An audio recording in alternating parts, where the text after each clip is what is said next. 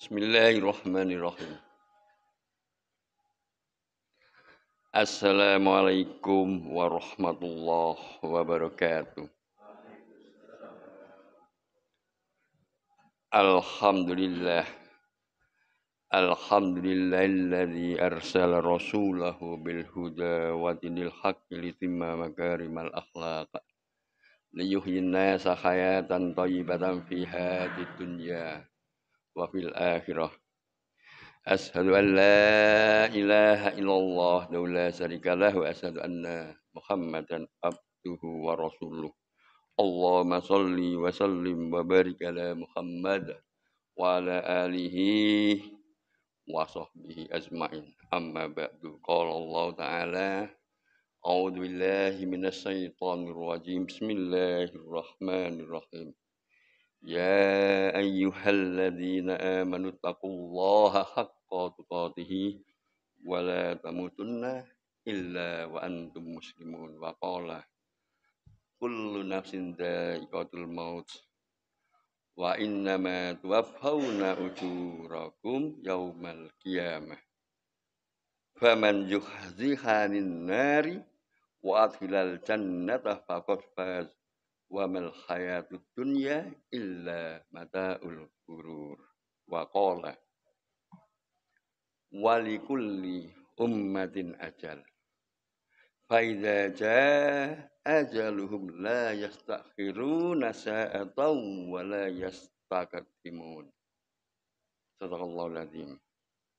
Jamaah salat subuh yang dirahmati Allah. Alhamdulillah hingga pagi hari ini kita oleh Allah dikaruniai nikmat sehat, nikmat iman, nikmat kesempatan. Sehingga kita mengawali kehidupan hari ini insya Allah dengan langkah yang benar. Salat subuh berjamaah, berzikir, mungkin sebelumnya juga sudah salat lail, mengaji dan sebagainya. Alhamdulillah ini adalah sebuah kenikmatan yang tidak bisa kita hitung berapa besarannya, dan tidak semua manusia walaupun mengaku dirinya muslim mampu memanfaatkan kenikmatan dengan diawali yang baik ini. Semoga langkah awal kebaikan ini sebagai motivasi kita untuk lebih baik ke depan dan lebih baik lagi. Jamaah sholat subuh yang dirahmati Allah. Kita semua akhirnya akan meninggal. Seperti seminggu yang lalu, kami mendapatkan berita duka. Seorang saudara yang tidak sakit. Tidak ada tanda-tanda sakit. Dan sorenya pun masih bercengkrama dengan keluarganya. Tahu-tahu ketika dibanguni sholat subuh, beliaunya sudah meninggal. Demikian pula ini adalah sebuah peringatan bagi kita. Peringatan bagi kita bahwa kita tidak tahu ketika ajal itu tiba, kapan saatnya. Tidak bisa dimundurkan atau tidak bisa dimajukan. Semua sudah ada waktunya tersendiri. Hanya Allah yang tahu. Karena setiap yang hidup ini akan mati. Sebagaimana ayat yang kami bacakan 2 ayat di atas. Jamaah sholat subuh yang dirahmati Allah. Dari situlah kita oleh Rasulullah Shallallahu Alaihi Wasallam kita diingatkan agar senantiasa kita mengingat mati. Kita tidak tahu kapan kita mati dan di mana kita akan mati. Kita tidak tahu.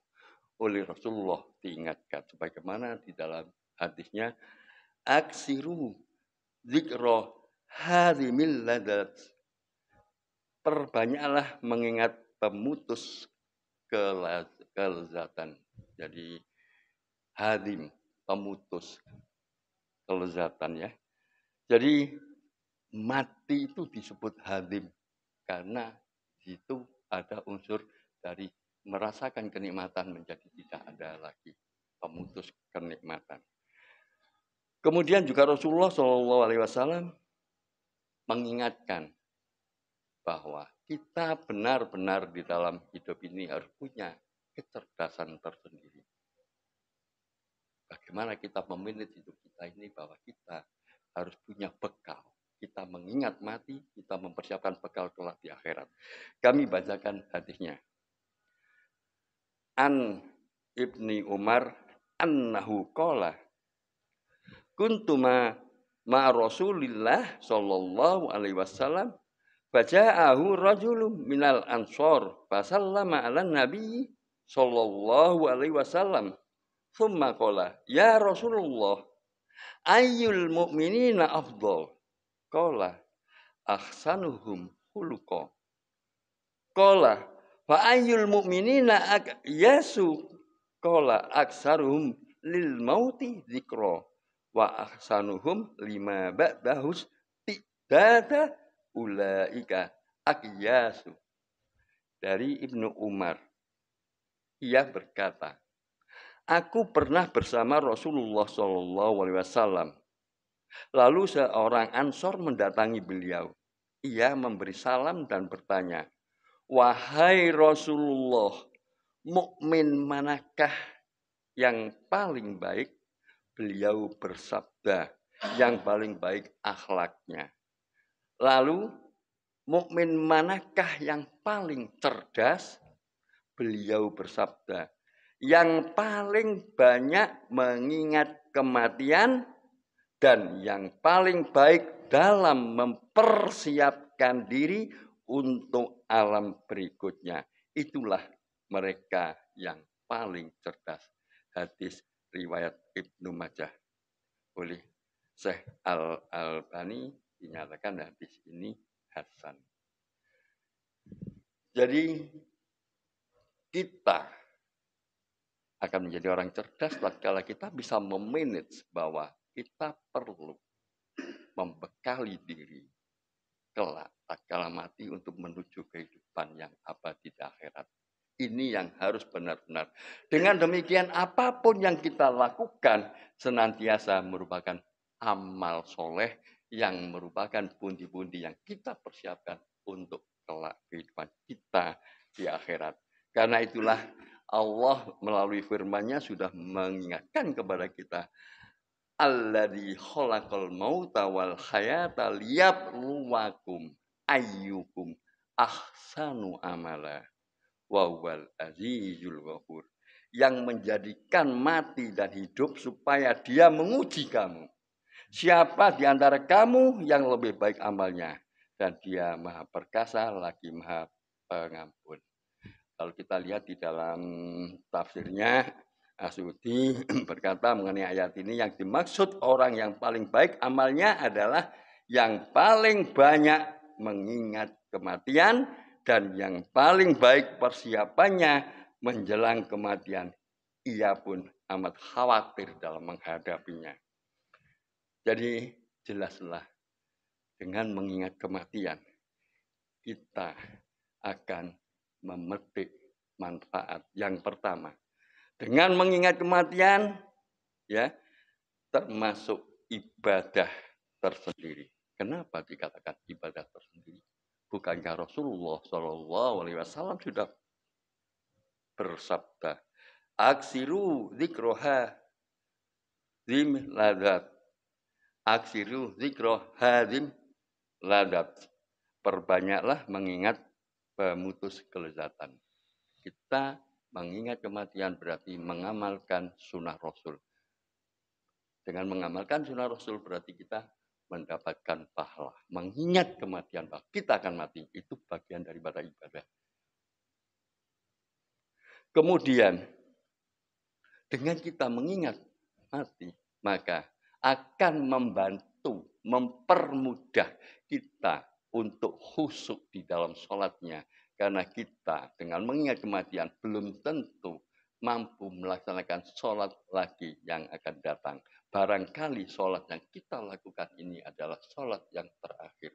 Sehingga dengan begitu kita di dalam sholat benar-benar menikmati, menghayati apa yang kita baca. Seakan-akan kita belum tentu mampu melaksanakan sholat yang akan datang. Hikmah yang kedua bisa kita petik dengan demikian. Kemudian, mari kita lihat sabda Rasulullah yang artinya, ingatlah kematian dalam sholatmu. Karena jika seorang mengingat mati dalam sholatnya, maka ia akan memperbagus sholatnya. Sholatlah seperti sholat orang yang tidak menyangka bahwa ia masih punya kesempatan melakukan sholat yang lainnya. Hati-hatilah dengan perkara yang kelak malah engkau meminta uzur melarangnya karena tidak bisa memenuhinya. Jadi dengan begitu sholatnya lebih khusyuk dan kita punya perasaan. Jangan sampai menyesal di akhirat minta dikembalikan ke bumi untuk memperbaiki amal solehnya yang nonsen untuk bisa dikabulkan oleh Allah. Hadis riwayat Al-Dailami dan hadis ini oleh Syekh Al-Albani dinyatakan hasan. Kemudian dengan mengingat kematian menjadikan seseorang semakin mempersiapkan diri untuk berjumpa dengan Allah. Dengan kita mengingat mati, maka amal kebaikan kita perbanyak.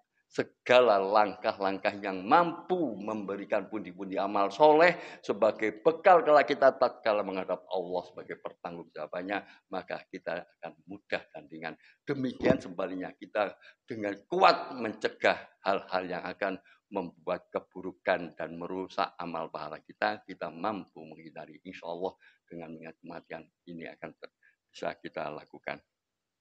Dan yang jelas dengan mengingat kematian, yang kita rasakan adalah langkah kehidupan kita akan semakin bagus karena kita sadar bahwa semakin hari semakin mendekati kematian, bekal yang harus kita persiapkan harus lebih baik sehingga kita tidak akan merasa berat untuk melaksanakan perintah-perintah Allah dan menjauhi larangan Allah dan selalu berdoa, Rabbana la tuzigh qulubana ba'da idh hadaitana wa hab lana min ladunka rahmah innaka antal wahhab. Aqulu qouli hadza wastaghfiruhu innahu huwal ghafurur rahim. Assalamualaikum warahmatullahi